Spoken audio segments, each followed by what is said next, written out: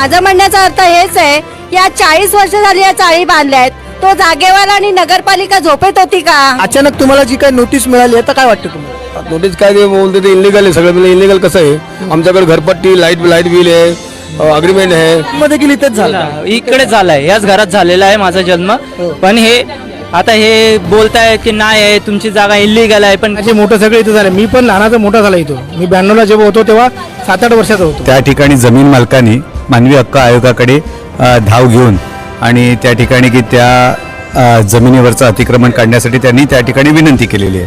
आणि या ठिकाणी महानगरपालिकेने त्या ठिकाणी कुठलीही शहानिशा न करता, त्यांचे पुरावे न तपासता त्या ठिकाणी सरसकट रहिवाशांना त्या प्रकारे नोटीस दिलेल्या आहेत. वर्षामध्ये असे एक सिंडिकेट तयार झालेले आहे. महापालिकेच्या गेल्या काही 2 वर्षात अधिकाऱ्यांना हाताशी धरून या ठिकाणी एक प्रकारचं षडयंत्र ह्या आपल्या वसई शहर महापालिकेत केलं जातं. टॉप 10 महाराष्ट्र न्यूज चॅनल मधून मी दीपक कोटेकर. यावेळेला मी उपस्थित आहे वसई विरार शहर महानगरपालिकेच्या कार्यालयामध्ये.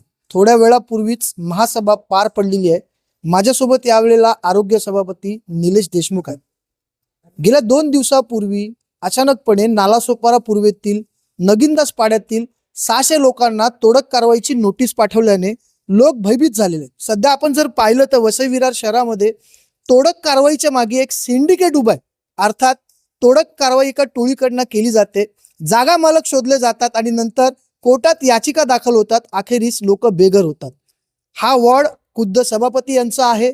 जाणून घेऊया त्यांची काय भूमिका आहे, कारण ते रहिवासी निलेश देशमुख यांच्या कार्यालयात देखील आलेले आहेत. देशमुख साहेब, या सगळ्या गोष्टींमध्ये, या सगळ्या प्रक्रियेमध्ये हे रहिवासी तुमच्या कार्यालयाकडे आलेले आहेत. तुमची काय भूमिका आहे या सर्व विषयात? हा परडी नंबर 2 आणि 3चा विषय आहे आणि हा मौजे तोळींस ह्या गावातील हा विषय आहे. आणि या ठिकाणी त्या ठिकाणी जमीन मालकांनी मानवी हक्क आयोगाकडे धाव घेऊन आणि त्या ठिकाणी की त्या जमिनीवरचं अतिक्रमण काढण्यासाठी त्यांनी त्या ठिकाणी विनंती केलेली आहे.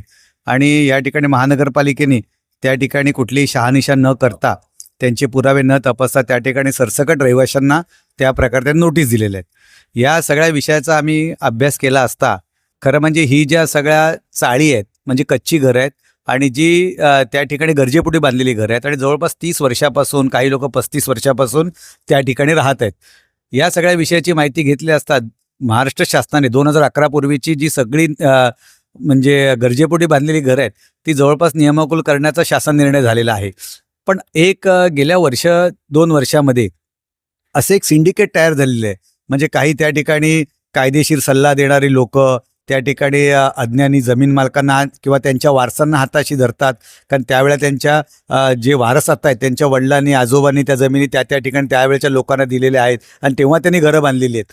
पण आता त्यांच्या वारसाला हाताशी धरून आणि महापालिकेच्या गेल्या काही 2 वर्षात अधिकाऱ्यांना हाताशी धरून या ठिकाणी एक प्रकारचं षडयंत्र ह्या आपल्या वसई विरार शहर महापालिकेत केलं जातं.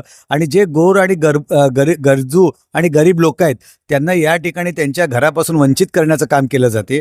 मी त्या ठिकाणी पूर्णपणे त्यांची कागदपत्र बघितलं तर आम्ही त्या ठिकाणी आम्हाला त्या ठिकाणी त्या रहिवाशांना या पूर्णपणे नियमाप्रमाणे आहेत आणि त्यांच्यावर अशा प्रकारची कुठलीही कारवाई करण्याची काही गरज नव्हती. नोटीसही पण पाठवण्याची कुठल्याही प्रकारची गरज नव्हती. त्यांचे पुरावे बघितले असताच महापालिकेला कळलं असतं की या ठिकाणी ते शासन निर्णयाप्रमाणे व्यवस्थित कायदेशीर आहेत. पण येणाऱ्या काळात आम्ही सुद्धा त्या रहिवाशांची भेट घेतली आणि ज्या मानवी हक्क आयोगाकडे ही केस चालू आहे त्यांच्याकडे ह्या सर्व रहिवाशांची पण बाजू मांडू. शेवटी मानवी हक्क आयोग हा सगळ्या लोकांसाठी काम करत असतो आणि कुठल्याही मानवजातीवर अन्याय आणि अत्याचार होणार नाही यासाठी काम करत असतो.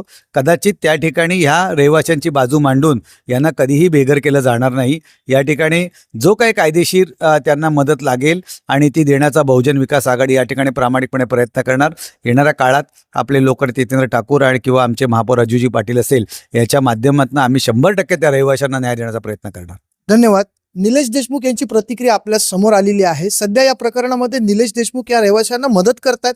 खरं तर कायदेशीररित्या त्यांना नियमाकुल कसा करता येईल, त्यांना कायम कसा करता येईल ह्यासाठी देखील काही लोक त्यांना मदत करतात. रहिवाशांनी न घाबरता कायदेशीर सल्ला घेऊन कायदेशीररित्या करणं गरजेचं आहे, कारण अलीकडे हे जे सिंडिकेट आहेत अर्थात ही जी टोळी आहे ती लोकांना आता बेघर करण्याच्या पलीकडे गेलेली आहे. Top 10 Maharashtra news, Vasai Virar.